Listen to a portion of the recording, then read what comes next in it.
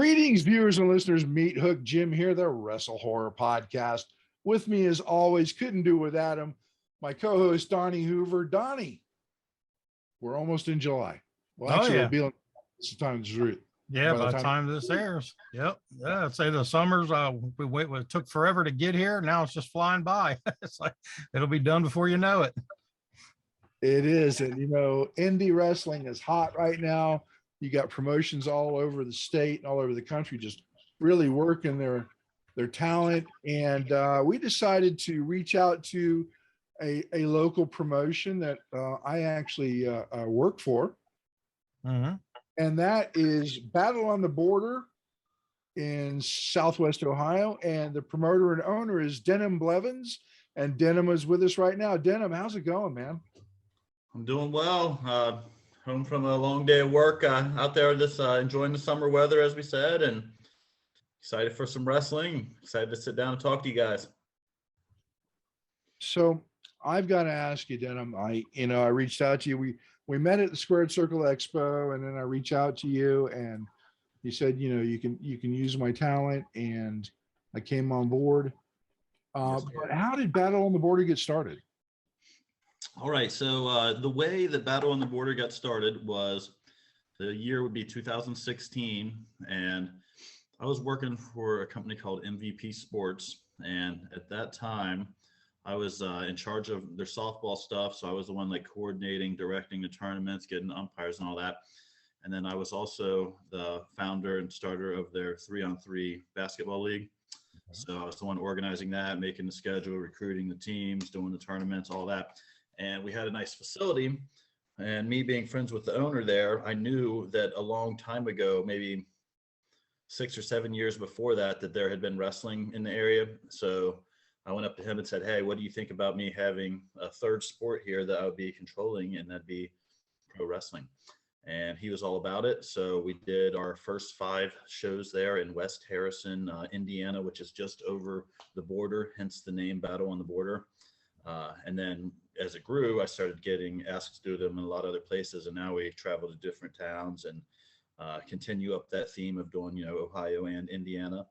But yeah, it started that innocently. It was the third sport that I was running at a venue, and got it off the ground like that. So I've always been kind of a entrepreneur type to come up with stuff and create things where I saw an opening. So I'm really happy I did this one specifically because a lot of my family and friends enjoy it, and it kind of gives back to the community. The kids really seem to enjoy it. I have nieces and nephews that are 8 and 10 and ages like that, and it feels good to put a smile on all their faces. Okay. Now, do you have a pro wrestling background, or you just, like you said, you're just an entrepreneur and pro wrestling made sense with the building you were in, or how did that work out? So I've been basically involved in all sports in my life. I've traveled the country playing baseball, softball. I'm official for both of them, basketball as well. I did amateur wrestling in school, so I did wrestle in that sense. And then as an adult, I've done karate and Brazilian jiu-jitsu, played volleyball, flag football, basically every kind of sport you can think of. And for me, the last thing that I hadn't been involved with that I really loved or had passion for was pro wrestling. So that's and I had some friends already in the business, and those people helped me basically build it from the ground up. Right. Some of the first people on board, Hardcore Heather Owens was one, Brandon Xavier up in at Mega Championship Wrestling was one of them. I know people in different walks of life. Rick Toms, I knew him because he had been doing this for so long that as a little kid, I knew him as a ring announcer. So basically, I surrounded myself with a group of knowledgeable people, and then try to be like a sponge and learn and go from there, man. And then as it got bigger, get more sponsors and try to get on more platforms, find different venues, start doing sold shows at fairs and festivals, and just basically try to take the ball and run with it. There you go. Well, so you started in 2016. When did you have your first show? Yeah, so the first show ever was originally just called Battle on the Border, and that was in October that year. Okay. And it was a big hit. I mean, we had the now deceased Grandmaster Sexay Brian Christopher was there, so he was our first. That's why he always held a special place with me. He was like the first big name to get on board with me. And then we got, Rob Conway came in involved, and it kind of snowballed from there a little bit. So basically we trended to doing more and more shows each year. So we just did that one at the end of 2016, 2017, we went up to doing 4. 2018, we went up to 5. 2019, we went up to 7. 2020, we had 10 on the schedule. And sadly, COVID wiped out 7 of them. So we only able to do 3 shows that year because venues and such were shut down. So it was never that Battle on the Border, quote, canceled an event. It was that we're not legally allowed to and stuff like that. And then last year, I think we did, it was either 9 or 10, somewhere right around there. So basically bounced back to where we were. And I'm not sure where we'll end up this year, but somewhere in that same vicinity, once again, trying to obviously grow it a little bit each year and try to not get ahead of yourself too much where you try to expand beyond your capabilities. So just add on a little bit at a time and add different things to the company as you go, like reinvest money and stuff. That's something I learned from the guy that mentored me the most. I didn't mention him earlier, but Tom Williams at War has been a good friend for a long time. And Big Tom is the guy that showed me the ropes and taught me like how to have a good business perspective and how to deal with different situations. How to basically a whole lot of what I know came from him. And I still talk to him regularly this day because he's been in it way longer than me. He's older than me. So I kind of, as I said, look at him as a mentor and soak in his knowledge. Yeah, I've known Big Tom for a couple of decades now, and I still reach out to him for advice. Well, the thing I love about Big Tom is that he's a brutally honest man. Mm-hmm. He doesn't bother to, if he hurts your feelings or tells you something, he don't. So that's what I seek in people, because there's a lot of people out there in life that, can be butt kissers and stuff like that, especially, if you own a company, because they're just going to be a yes person and things like that. And Tom would be someone on the other side of that perspective for me, where he might agree with me 9 out of 10 times, but the other time we'll debate it a little bit and, agree to disagree, or maybe change opinion. You never know, but it's going to be out there. It's not just going to be brushed under the rug. We'll know where each other stands. And that's, I think, a true friend then, when you can have that kind of relationship. Oh, yeah. Yep. Nothing wrong with that, because I'd rather people be upfront and honest and tell me the truth, whether it hurt or not, than to lie and tell me shit I don't want to hear, just kiss up or whatever. I hate that. That's what I'm saying too, because I've had too many of them around my life. And, I appreciate that in a way, because people that are doing that, they are, trying to be nice and things like that. But those people are way easier to find than the people that are going to be real and honest, even when it's tough. Like, it's easy to agree when it's easy, but if it's something a little more challenging, it takes a little bit of honor to actually stand up and voice your opinion. Mm-hmm. Yeah, well, I got a curious question. Since you, like I said, a lot of promoters have come from wrestling backgrounds and all that and have been in the business. Being that you haven't really been in the business per se, what has been the hardest challenge or the most challenging thing about learning the promoting and getting into business? What's been most challenging for you when it comes to putting on an event? All right, so it's a tough question. If I would say, I would say the thing that I've constantly had to evolve would be delegating responsibilities and stuff like that. And I've always had like leadership qualities from coaching and organizing and captaining different sports teams and stuff in my life. So I've always had that, but it's a different challenge when you have to have someone, do the merchandise and someone do the concessions and, a video team and an announce team. And this guy's editing that. And, you're doing ads and all these type of things. Like, you're really getting hit from a lot of different places. And I had to eventually build a board of directors. So that board of directors had 9 people. We recently, we'll be back to 9 soon, but basically usually 7 to 9 people total. And we meet up once a month and, delegate responsibilities and things like that. But it's still an evolving process where, if things slip through the hole and things have to be fixed, and then this happened unexpectedly and all those type of things. But I would say the biggest challenge is figuring out the right people to trust and then delegating the responsibilities to those people. All right. How about this? If I was to ask you the same question, Donnie, even though I guess Are you a former wrestler, or I don't know who Mhm. you're back? Yeah. I wrestled back in like 97 and early 2000s. So I trained up and wrestled a match last year, trained at the end of the year. But obviously I wasn't like that before I got into it. But what was the biggest challenge for you? Honestly, from where I was on the other side of the fence and I transitioned from wrestler to eventually promoter, it was Yeah. basically that mind shift of, taking off the wrestler hat and putting on the promoter hat.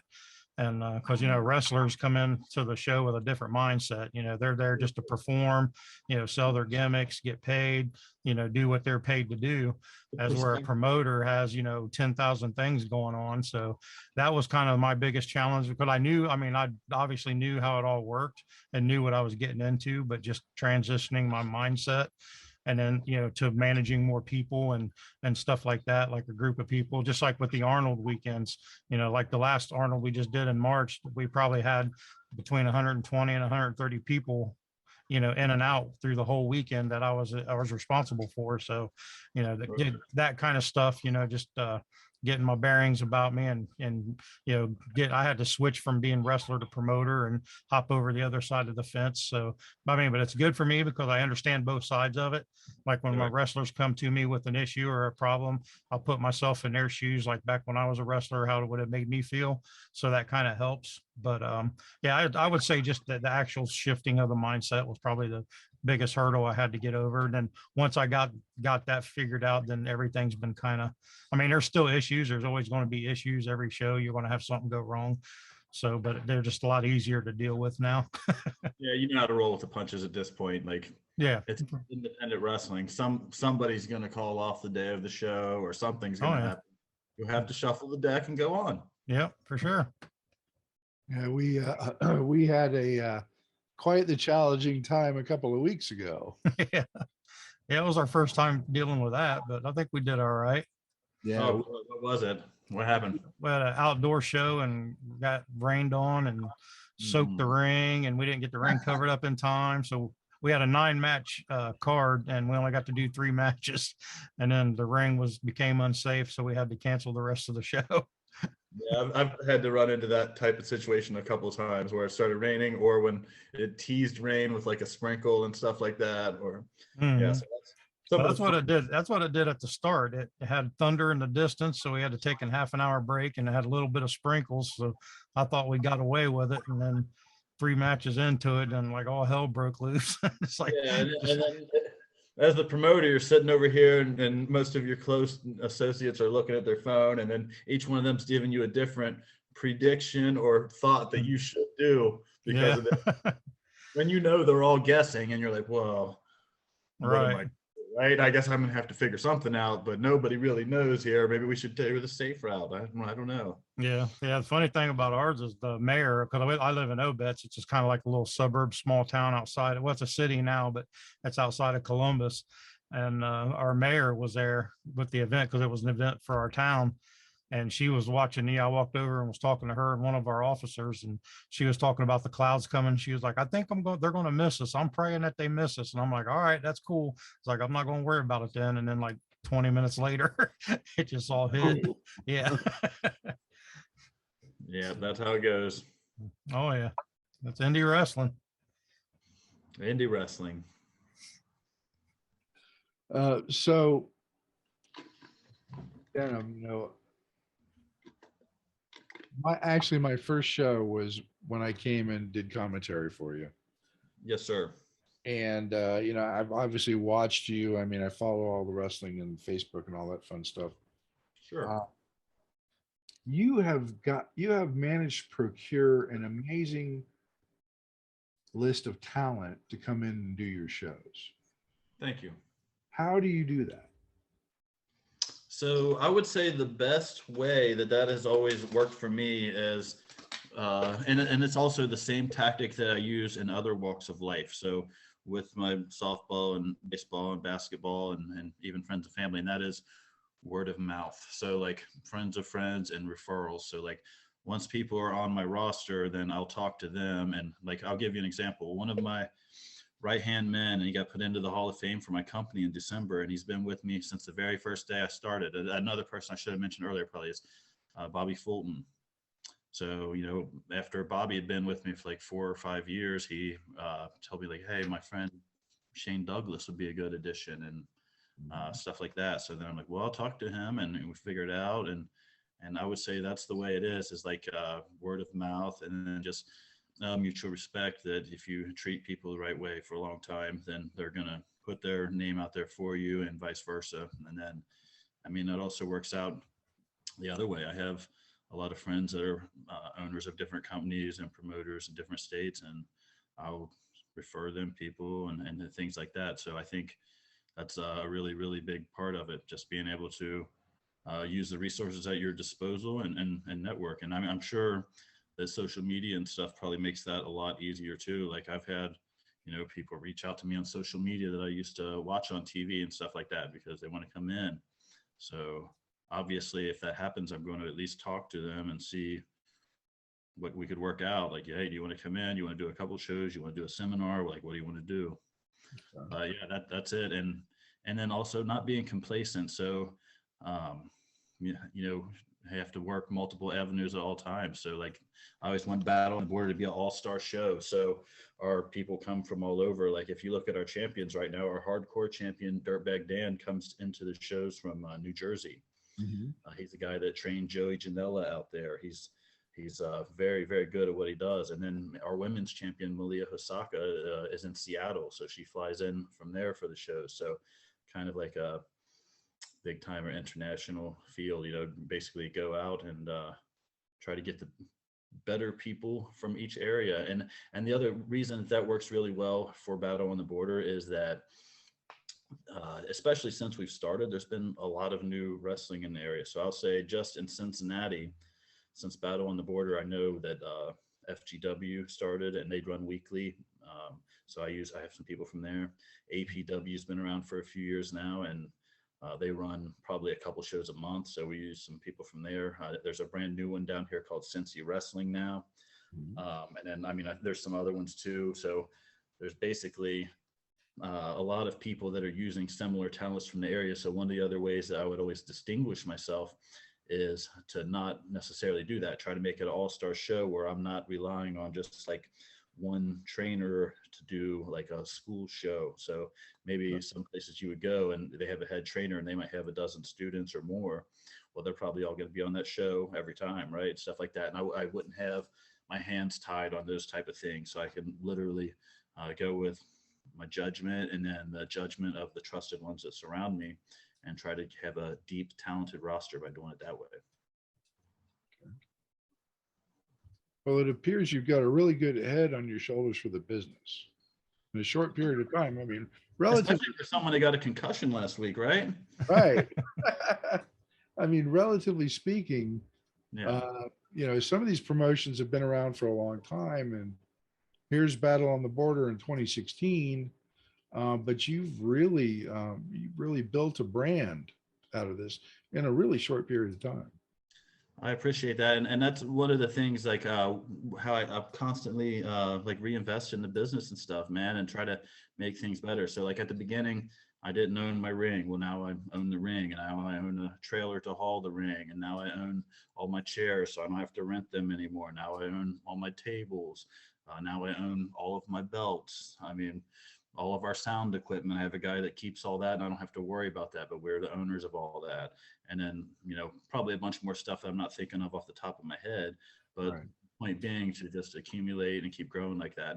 And while I got you there, I'll show you a couple more things that I've done recently. So one of them is we just got a bunch of pads to go around the ring because we're doing the zero gravity tournament, and Right. it's the high flyers. So I have a whole bunch of these wrestling pads like this right here. I don't know if you guys have seen them, but basically to make it safer, enough of them to put all the way around the ring for like the flying and stuff like that. Right. And then along those same, I got a bunch of this stuff called Sport Corp. So these are 1 foot by 1 foot tiles, and they're in all different colors, and they all snap together. So I could do like different color schemes and things like that.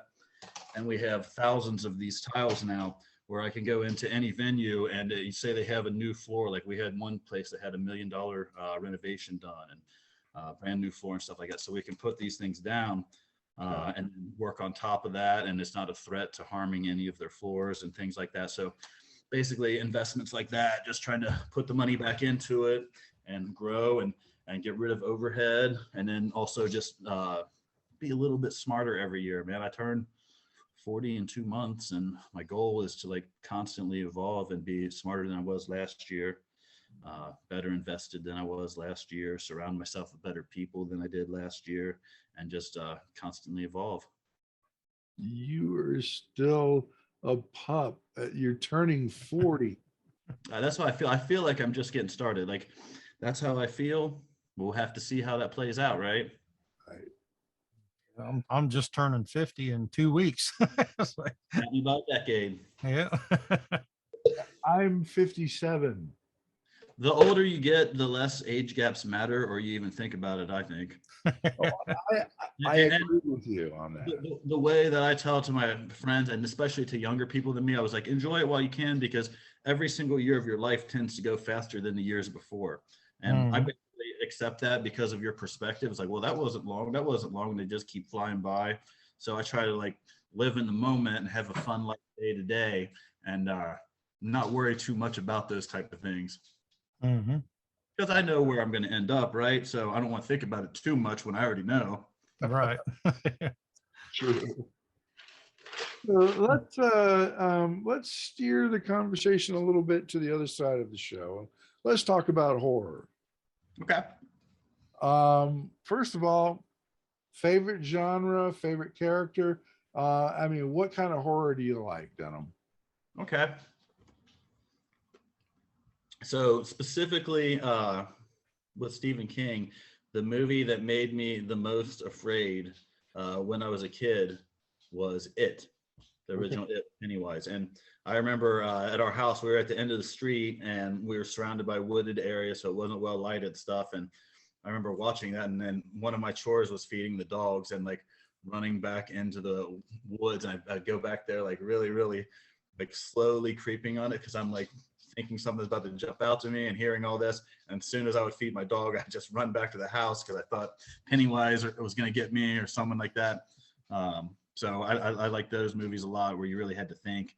I like the new ones with that as well, but I wouldn't say, I didn't think they're quite as good like the remakes. If I was saying more Stephen King, I know I liked like the Pet Cemetery stuff. I know I liked, there was one called The Stand that I know was really long. I don't know how many episodes that was, but I had really enjoyed that. I don't know, what are you guys' favorites? Who am I talking to here from that perspective? I don't know what you guys like either. You guys are probably, tell me the best ones on Netflix right now, because you'll probably have me where I want to watch one when I get off. Well, since you like, now, okay, you got over the whole Pennywise thing. Do you like scary clowns now? I like Captain Spaulding. Okay. You know that is, right? I got to meet him out in Indianapolis. Yep. Sid Haig, I know. Yeah. Yeah. I don't know that I like scary clowns, but I guess I've learned to cope with them. There is a movie out called Terrifier. Okay. I'm writing this down. And the soon to be released Terrifier 2. I saw that post today, Donnie. Yeah. Yep. It's coming. We're going to have to get him back on. Yeah. We have interviewed the killer clown in this set of movies. Okay. Yeah. So I've vaguely heard of this. It sounds like I obviously need to check this out, right? Yeah. Art the Clown. That's Art the Clown. That's the main killer. Yeah. So is Art like a traditional human, or does he have supernatural powers, or? He's just a psychotic human. That's which are the scariest thing. No supernatural, nothing. He's just nuts. Yeah, it's a big slasher movie, which I'm a slasher fan. That's what I like, obviously, with all my Jason stuff. So so I like Michael Myers more than Jason. Is that crazy? No, a lot of people do. It's your own thing. Yeah. Everybody has their own flavor. So a lot of people like. I didn't know what the accepted who was considered to be the higher liked one in the community, but they're both unrealistic. But I like the fact that Michael Myers was a little bit more possible. It scared me a little bit more, seeming that it wasn't quite like the Jason goes to space and all that. I wasn't that crazy about all that. Right.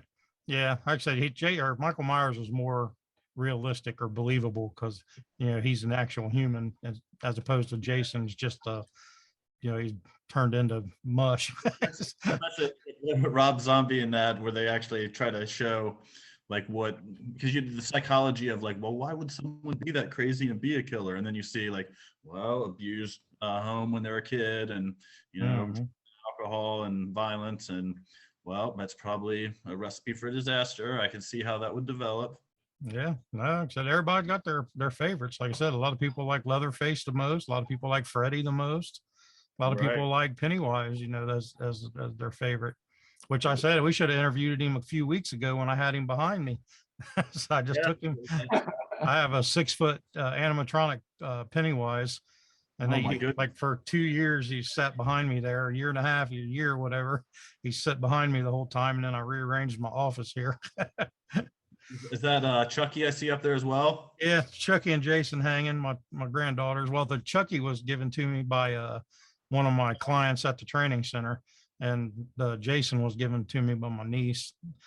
Right. But yeah, I'd I say, always like Chucky too, man. He was a sneaky little devil, and I like the concept of that one too, because mhm. the demon possessing, and like the fact that you could always just blend in and look like the most innocent thing ever, and like no one's going to believe you whatsoever when you say that this doll did this and that. So he can just constantly terrorize you until I guess you get him on video or something, right? Yep, yeah, I got a life-size Chucky doll. He sits up in my closet in my bedroom. Okay. Nice. He used to terrorize his granddaughter with it. So Oh yeah. I saw a movie in my like suggested ones on Netflix the other day, and I forget the name of it, but it was like a Ted Bundy movie, and I feel like that's going to be pretty gruesome, right? As he can murder Mhm. everybody. Yeah, it's like And, a documentary or something, or mockumentary, whatever. yeah, mockumentary means it's just like based on it, right? As opposed to Yeah. documentary. Because I don't think it was real footage from what I was reading. It was someone portraying him and all that. But yeah, Mhm. I just Definitely. like, am I gonna watch this? I don't know. Hopefully, but the thing is, like someone like that, I'm intrigued by how their brain works, but it's like I don't know how graphic they're going to be with stuff, because I get to picture with a lot of it too, where I don't really need to witness it. Right. Mhm. Yeah, I mean, there's kinds of horror like if you want to chop someone's head off, that's fine, but I Uh, really don't like seeing any kind of rape scenes and stuff like that. well, Right. no, that's not horror. That's filth. There's a Yeah. difference. Right. Well, I mean, I think it's horror for the people it's happening to, but right. Yes, I agree with that, but Mhm. that's not something you want to see in a movie. Right. Right.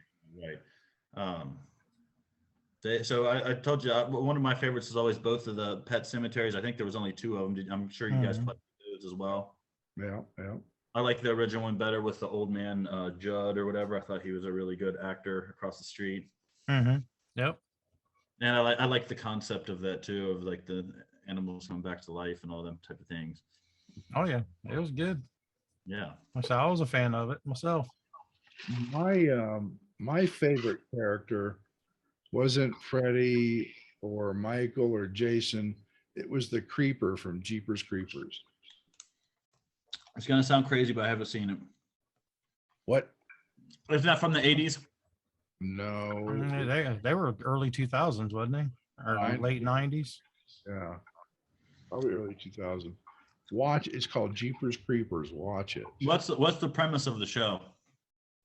You have a brother and sister driving home from college down a backwater country road, being stalked by some kind of creature that is only allowed to come out every 23 years for 23 days to feed.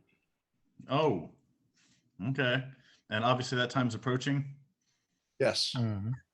And he can fly. He like if he loses if he loses, yeah, regenerates. If he loses a body part, he kills somebody and takes that body part and it regenerates and rebuilds his own body part. And Oh wow. yeah, it's pretty good movie. I like the series. And I don't there's three. necessarily like the director or whatever he was, but I mean, he was a piece of shit, but yeah. there's three movies out. There's it goes, it's really weird. It goes Jeepers Creepers 1, 2, and then 3 actually occurs between 1 and 2. Okay. If that So makes is it kind of like retconned, or was that the plan all along? No, I think it wasn't really retconned. It was just the way it should really run is 1-3-2. Yeah. So just not in chronological order, but that was kind of how they wanted to do it. I see. Right. Okay. So yeah, check it out sometime. It's I like Hey, I'm taking notes. I wrote down Terrifier and Jeepers Creepers, so they're definitely going on my list there.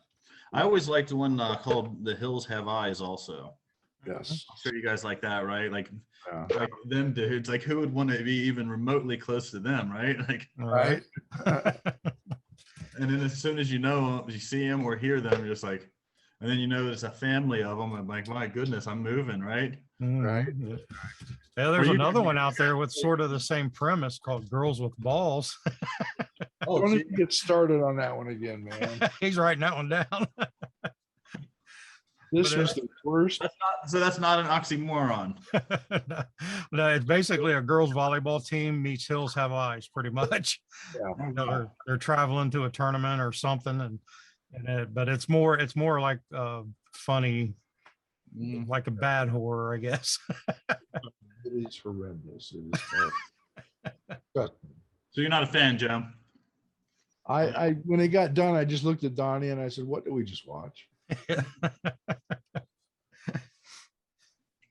was that bad. But I know of a film even worse. Yeah. The only way you can get it is through me. What's that? It's called Ghost House: A Haunting. It was on Amazon Prime for about a week. I'm in it. Oh, Times. But it was so bad they took it off. like it embarrassed them. It embarrasses me. So just like the production or the quality, or what are we talking about? Everything about it. So where can I see this? Yeah, I'm one of them people. If I'm going by a car wreck, like I don't want to see it, but once I know it's there, I have to look, right? All right. I will send you a link to my Dropbox feed with it in it because Okay. Donnie, have you watched it yet? No. I caught the beginning of it. I haven't got into. What is your role in this? What is your character? I'm a ghost that keeps appearing translucent throughout the movie, except for one time when you see a character walking through and I'm actually physical. The rest of it, I'm a ghost. I don't know. It's just dumb. Okay. So you didn't write it. Oh no. I was just a sucker actor. That's all. Okay. I mean, it sounds like a fun experience, but yeah, I don't know. It was interesting. That's actually the second film I was in. I was in another one that I actually have more respect for. And I'm not embarrassed to say I was in, called Revelation Trail. Okay. And that's a story about old zombies or zombies in the old West. See, I'm a big fan of like old Western, so I probably would like that. And I watched some of the zombie stuff too, so that's kind of combining a couple of my things right there. Look it up. You'll see. It's called Revelation Trail. Okay. Myself and my granddaughter are in it. Oh, okay. You see me. There's a wide scene of zombies lumbering through the field, and you'll see them being picked off. But when I got hit in the shoulder, not the head. Yeah. So I come back for number 2. Oh, okay. My granddaughter, on the other hand, she's got a full face shot right in frame like this, and she gets a bullet right to the head. Oh. How'd she feel about that? Loved it? Oh, she was just, when she saw the final production, she was grinning from ear to ear. That's awesome right there. And I'm sure that's really fun to even witness yourself and just be like, yeah, I don't want to pat myself on the back, but I gave her that experience. Right. Yeah, well, that's the way I think about it sometimes, because we just had fun doing it. You know what? And that's the thing in life. You have to have fun with your day to day. So like someone like me, during the day, I work for this company called Game Changer Athletics. All right. And that's my lifelong good friend owns the company, been friends since we were only 7. We graduated together. We've traveled the country together, playing baseball and all these things. and we build basketball courts and pickleball courts. Like we just did a basketball court for Joe Mixon from the Bengals in his backyard. We did a pickleball for Chris Collinsworth, who was a good Bengal a while back. I remember him. Luke Fickle, the head coach for the Bearcats down here, we did an indoor court in his house. So all that kind of stuff, but that's sports related, and sports has always been my passion. And then like I also umpire all those sports, and then I still play, and then like wrestling is also in that. So like if you do all them type of things and enjoy every day of your life, like you're really not working too much. I think wrestling is specifically that. Like if you're going to be in wrestling, you have to like it. So almost everybody would be like to some degree a fan or a mark at some point, because it's not something you get into to be rich unless you're in like the 1% of the 1%. It's more so that you're giving back and you're helping other people and you enjoy it. So yeah, I don't know how I got on that tangent, but I just definitely like the idea of having fun every day. Oh yeah, your movie was very fun with your granddaughter, right? But enjoyable experiences, that's like what it's all about, right? Yeah, that's, it's okay. Tangents are fine. We like tangents. I'm sure we all do one here and there, right? So speaking of tangents, Donnie, I lost my tangent. Yeah. Think it's time to hit him with the question? I think it is time to hit him with the question. Got derailed. Now we're getting back on. Yeah. Yeah, we got a question that we ask everybody. We kind of just spring it on them, and there's no right or wrong answer, just something we do for fun. And it basically, we just want to see how, get in the mind of our guest to see if they're as twisted as we are. So that question is, you are the main serial killer in your own horror film. What is your go-to kill? So my go-to kill would be by choke with my hands. Martial arts style. That's much more personal. And I would never kill someone for no reason. So if I'm going to kill them, they're going to know it's me and know why. So I'm going to be right there. Boom, boom, boom. So Looking them in the eyes, huh? Am I as twisted as you guys for that? Yeah. Maybe. Well, the beautiful thing is we've been doing this for 100 episodes, this question. And I'm the first one to say that by hand? You're the first one. All right. We've never had a duplicate answer. Never. Really? So what are a couple of you guys' favorites as far as what people told you how they would do that? Nice. Like I said, mine just is one I always tell everybody, just because it's so funny and silly, is they said that they would throw the person off a tall like a high story building, and then after they throw them off, they would run down, get in a truck, and then before the person hit the ground, they would hit them with the truck and run them over.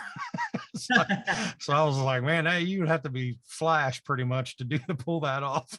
Yeah, you might need to consult some associates for that. Do a little team effort. Yeah. Who was that talent that said that? I want to say it was Mojo, but I don't know if it was him or not. I can't remember. Right. But yeah, but that cracked. Yeah, it's either him or Shogun. Oh. Yeah, but that cracked me up. Whoever said it. Mojo's worked for me before at BOTB, but I have to say Shogun is one of my all-time favorites. Mm-hmm. So he's another one that's been a day one at Battle on the Border, because with Brandon Xavier being a day one, Shogun's always been like his top student, so he was there also from day one. And Josh is a really, really good guy. Oh yeah. But everybody knows that, right? Oh yeah, he came and did the Arnold with us. That's the first time I'd ever had him work for me and stuff. And yeah, he was a pleasure. Yeah, he is a class act, and he's the kind of person that one wouldn't want to mess with in real life, because he also trains Muay Thai and Jiu-Jitsu and all that. So he's a big, strong boy without being smart. But when you put the whole smart thing with that, that's tough. Yep. So this is the part of the show, Denim, where you get to promote everything about Battle on the Border. So okay. Or whatever else you want to promote. Right. I like that. So we have a big show coming up on July 23rd. It's called Morris Hill Mayhem. It's our first time going into Morris Hill, which is a new town for us in Indiana. So we've done, West Harrison and Aurora, but this is a new one for us out there. It's going to be done at the fire department, so it'd be cool. It's going to make money for them as well. They're actually selling tickets out there and getting a cut on that. So it's like nice to give back to the community. And then another really cool thing about this one, the Morris Hill Mayhem, is it's scheduled to be an outdoor show. But if not, we can pull it inside to where the fire trucks go and do an indoor show if we had inclement weather. So obviously we could do either way there. And I always love that type of situation. Like I like being able to do one outside, but having that fallback plan, that's great. And then we have a really, really stacked card for it. So I could run down the matches real quick, but we got Aaron Williams against Matt Taylor. I know both of those guys are like fantastic in-the-ring technicians.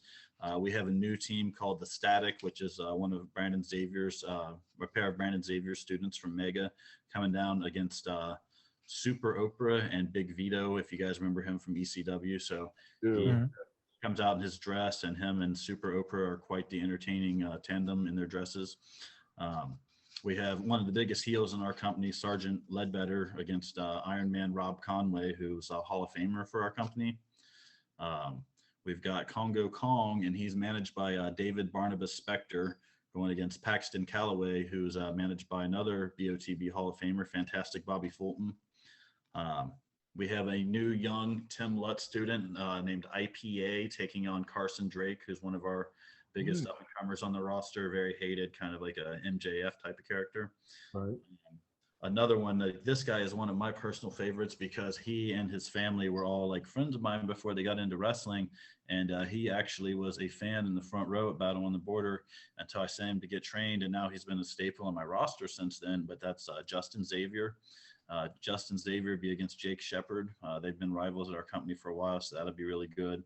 And then we have Madman Fulton, our heavyweight champion, managed by David Barnabas Spector, is defending that against hometown favorite Brian Pillman Jr.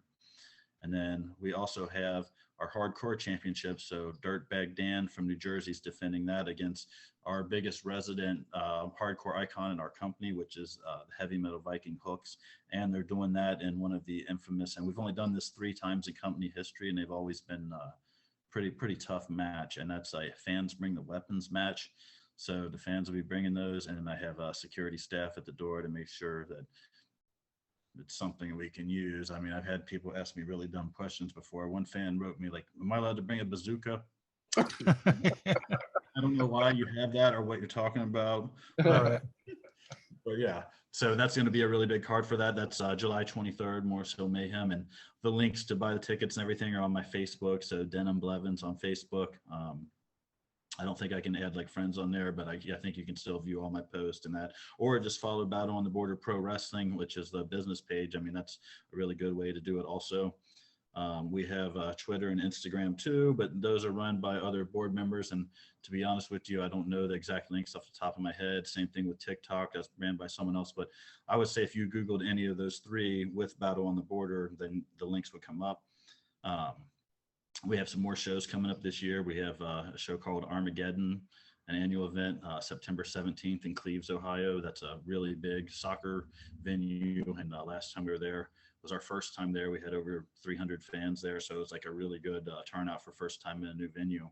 And that was that was in March when we went there last. And then we have the Farmers Fair in Aurora, Indiana coming up in October 1st. So that'll be really good. Always a really big crowd there. Like I think they have like somewhere 10 to 20,000 people total come to it. So like how many walk by the wrestling, I don't know, but it is a lot. So it's like a good place to be involved. And then we have our year-end show, December 17th, Christmas Chaos. We have Hall of Fame inductions that night. So like last year's inaugural class had Rob Conway and Bobby Fulton. So we haven't announced yet, but we'll have some more people inducted that night. And then we have a couple more events that are still in the works. So one called Fight Day at Fenway, which is kind of between Cleves and Harrison. So that will be good, but we haven't knocked out the details yet. And then also another venue in Harrison with a friend of mine where I umpire, Nikki Seminole-Lazewski is her name, which I know that's a great last name, but we're looking to do one there also. We're working out the details on that. So all that stuff coming up, just looking to keep putting it out there and building it up. Like this weekend, I'm going out to the fire department. We're putting up posters and, working on logistics and all that kind of stuff. I just added a guy named Scott Petty to our board of directors a few days ago. He's taken over as our Indiana rep. So there's people like assigned different areas and stuff, and he's kind of in charge out there. And then I can't say who yet, but I have another person joining the board of directors here who's like probably like a world famous promoter, and he's very known in the wrestling business, and he just come into the mix this week. But I'm not ready to make that official announcement yet, but I know everybody's going to like know him. And it's another one of the people where if you surround yourself with great people who have had a lot of success, then maybe you could learn something and kind of follow them a little bit. So that's a big thing for me. Yeah, I mean, I guess that's most of the stuff that I would have to promote coming up. I know we're gonna have like new merchandise and stuff at the shows. We got new DVDs are constantly being produced. We've got a new guy that does editing for us on that. So we have two separate film crews that work for BOTB. One of them does the shows and makes them into DVDs, and I have another guy that does like highlight reels and some stuff like that's going to be released soon. So yeah, just I would say stay tuned and watch, and lots of cool stuff is going to happen. Wow, there is a lot going on here in 2022 with My brain's spinning, bro. and I've got to say I'm happy to work with you as long as you'll have me there. I appreciate it, man. And I can tell you one thing about me. I'm one of those people that I always reward loyalty. So if people, show up and like they're reliable, they do what they say they're going to do, that's the kind of people I keep using. Okay. When I have to deal with people that regularly call off and stuff like that, or just go into business for themselves, things like that, that's the kind I don't use. Right. I got you. But I would think anybody would be able to put two and two together and know that, right? But yeah, right. I'm happy to have you, and I could see you being with me for a long time. I think that'd be cool. That's awesome, man. See a lot of different towns. We bounce around a lot and kind of like a travel show, so you get to see some new places, some new venues, and hopefully get some cool experiences. Cool. Well, I'll tell you, I'm Donnie's ring announcer. That's where I started. So okay. Yeah, it's good. I mean, obviously that's the reason I had you on commentary at Battle of the Borders. I have Rick Toms, who's been with me since I started, and Rick Toms is one of the 9 people on my board of directors. So he's like very entwined with the company and always has been. And then we also have a guy named Sean Bossman who does like backstage interviews and is helpful. But it's good to have depth everywhere, man. Like I like to go into it. Like when I was managing a ball team, I wouldn't go in with one pitcher or one shortstop or anything. I wanted interchangeable pieces and team players that I could move around and shift and make it happen no matter what, so that you could like build a team and a brand that was bigger than any one person, because other people could pick up for them. So that's the same way I build the wrestling company. Like I have people that I love and that are great, but I had to build it to where like if someone gets sick or they're out of town or they have some huge commitment with like, say, Brian Pillman's got AEW and like things like that happen, like I have to be able to do it without anybody and be able to adjust. So that's why I like people like yourself that could wear different hats and pitch in different ways. And guys like that are really valuable to promoters. That keeps you booked in and of itself, I would say. Well, I appreciate that. I do my best. I mean, I was kind of thrown to the wolves. I felt a little bit with commentary by myself, but I wasn't by myself. Party right. Mike and I had a great time. Yeah. But he was also thrown to the wolves because he was an extra wrestler that I had booked, and our regular commentary wasn't there. As kind of a fluid situation. So that was a way to keep him busy as well. And yeah, just I've done that with other wrestlers too. So sometimes the wrestlers will be guest commentators. Like I know there's a video floating out there. Before he was famous, Brian Pillman Jr. was already like a friend and at Battle on the Border, and he wasn't even like a certified wrestler yet. And we have a video floating out there where he does commentary subbing in for us for a Chase Owens Ricky Morton match. Okay. So it was cool. But yeah, a lot of the wrestlers do stuff like that.